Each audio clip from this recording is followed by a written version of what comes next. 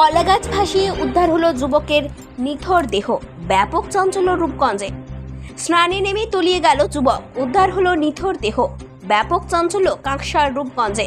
মৃত যুবকের নাম উপেন্দ্র সাহানি, বয়স 19, বিহারের সমস্তিপুরের বাসিন্দা। কাঁকসার আড়াশিবতলায় কৃষি সংক্রান্ত বিপণন সংস্থায় কাজ করতেন। জানা গিয়েছে, বিহারের সমস্তিপুরের উপেন্দ্র সাহানির সাথে বেশ কয়েকজন যুবক বেশ কিছুদিন ধরেই কাঁকসার আড়াশিবতলা এলাকায় একটি কৃষি সংক্রান্ত বিপণন সংস্থার কাজ করে। মাঝে মধ্যেই মলানদিঘির রূপগঞ্জের জলাশয়ে তারা স্নানে যেত।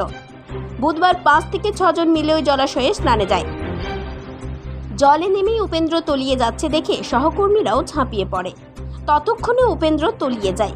স্থানীয়রা দেখতে পেয়ে জলাশয়ে ঝাঁপিয়ে পড়েন। খবর পেয়ে ঘটনাস্থলে পৌঁছায় কাঁকসার মলানদিঘি পুলিশ ফাঁড়ির পুলিশ।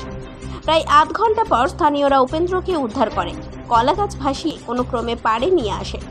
আশঙ্কাজনক অবস্থায় দুর্গাপুর মহকুমা হাসপাতালে নিয়ে যাওয়া হলে চিকিৎসকেরা মৃত বলে ঘোষণা করেন।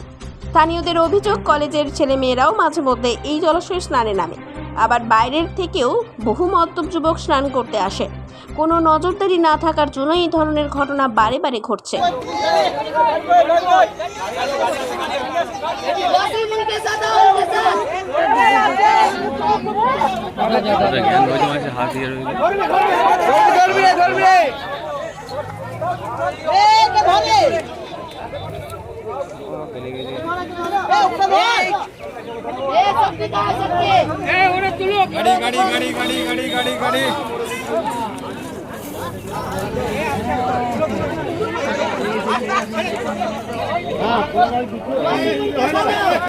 কাঁকসা থেকে কৌশিক বাসুর রিপোর্ট, 99 নিউজ বাংলা।